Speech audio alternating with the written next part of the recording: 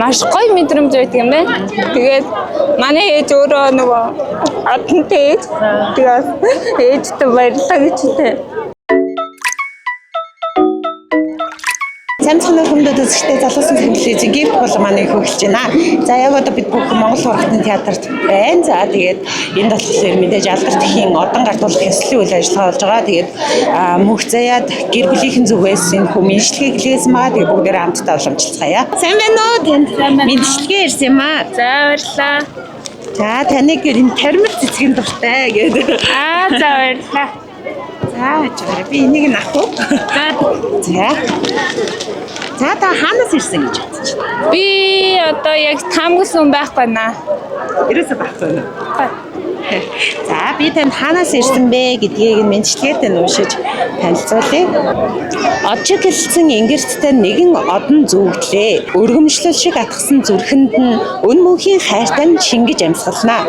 Ах トゥ нараас нь хол ирж чадаагүй ч гэсэн чинийхээ баяр жаргалтай бүх цаг үед хамт ардчин байх болно. Охиндоо дүүдээ хайртай шүү гэд энэ хөө билгийг хэлсэн байна. Сэтгэлээс авахгүй байна. За баярлалаа. Та нартай бүгдэнд нь хайртай шүү.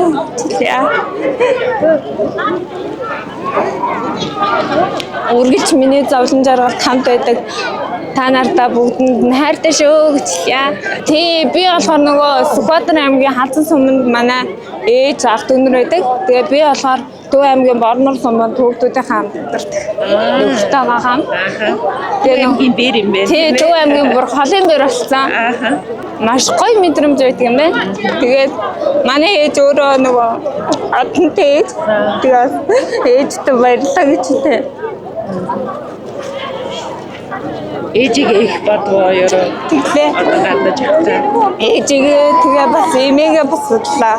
Тэгээд одоо ах мэдрэмж үнэхээр сайхан мэдрэмж байдаг юм байна. Тэгээд ах дүүнартаа бүгдэнд нь хайртай шүү. Үргэлж миний тал басах чаддаг та нартай баярлалаа. Тэгээд цаг үргэлж бүх зүйл амьдралдаа тэр бүх зүйл гिचээх болно гэж. Өөр хүүхдүүдтэй таас мэдчилээд шүлээж тийм ээ хандаас.